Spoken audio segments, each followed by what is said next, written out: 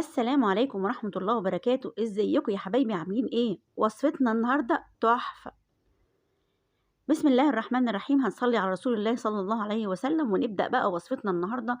هنعمل مكرونة بالسجق جميلة وولادنا كلها هيحبوها جدا. اللي ما بيحبش ياكل مكرونة لوحدها هياكلها بالسجق بتاعنا ان شاء الله. هنجيب الحلة بتاعتنا ونحط فيها مكعبين زبدة، وهنحط بصلة صغيرة ومعلقة توم مفروم، وهنقلب كده يا حبايبي. زي ما انتم شايفين احنا مش هنسوي اي حاجة من لا البصلة ولا التومة.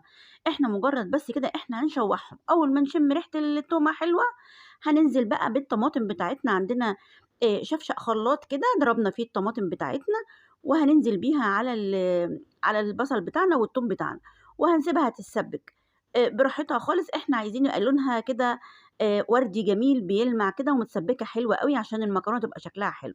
يلا بينا.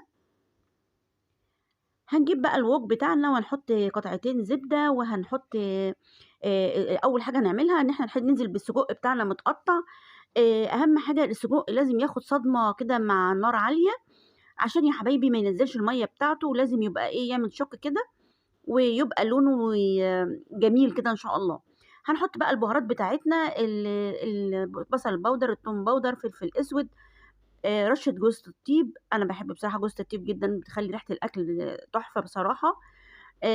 ما تكتروش توابل أوي عشان هو أصلًا already السجق بيبقى متّبل أصلًا، بس إحنا بنعمل بعض النكهات كده عشان في المكرونة تبقى الطعم واضح وجميل كده. وهنسيبه بقى كده إن شاء الله. مجرد ما هو يغيّر اللون بإذن الله هننزل بقى بباقي المكونات بتاعتنا، اللي هتعمل بقى أحلى سجق من إيديكِ.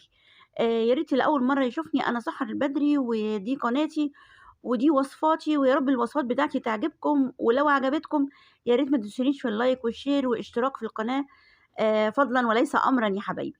هننزل دلوقتي بقى الباقي الجرنيه بتاعنا. عندنا هنا بصل متقطّع مكعبات، هنحطه الأول كده يعني نشوّحه تشويحة كده مع السجق. مجرد كده بس أمّا لونه يهدى شوية هننزل بقى بفص التوم بتاعنا مفروم برضه. بعدين هننزل بعديها بالطماطم بتاعتنا والفلفل بتاعنا ونقلّبه تقليبتين. إحنا مش هنسوي أوي كده لإنه already مش بياخد سويّة خالص السجق بتاعنا. وشوفوا كده يا حبايبي ما شاء الله تبارك الله، اللون بتاعه والريحة روعة، مش قادرة أقول لكم ريحته جميلة جدًا، جدًا، جدًا. والله ولادنا هيحبوها ويعني هيشكروكِ على الحاجات اللي أنتِ بتعمليها لهم يعني. بُصّوا يا حبايبي أهو كده already استوى يعني. بس إحنا كده هنشوّحه لإن already إحنا هنحطه في الفرن. بس إحنا بناخده كده تشويحة، كده هو ما شاء تبارك الله جِهِز. أنا باحط كده مرقة دجاج للتعزيز الطعم. وبعد يا حبيبي ما حطينا كده خلاص هو كده ما شاء الله وصل للسويّ اللي إحنا عايزينه. يالّا بينا نعمل بقية الوصفة. هنجيب بقى الطواجن بتاعتنا النهارده إن شاء الله كده وندهنها بالزبدة، وهنحط الأول السجق تحت يعني حسب الكمية كلّها تقسميها على 3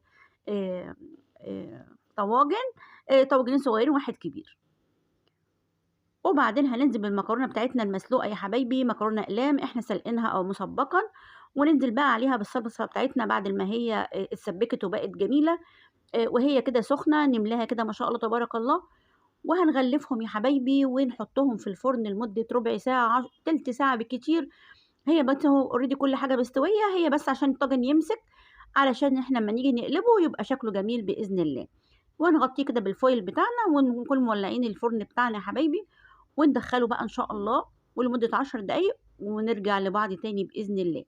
أهم حاجة يا حبايبي طول ما أنتِ شغّالة تصلّي على رسول الله صلى الله عليه وسلم، وكده تقعدي تسبّحي وتستغفري، وكده هتلاقي حاجتِك ما شاء الله خلصت في ثواني، وما خدتش وقت خالص، وما شاء الله تبارك الله تطلع طعمها جميل.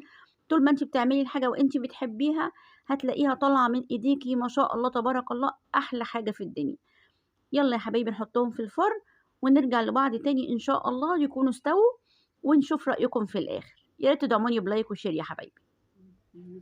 وده الشكل النهائي وألف هنا.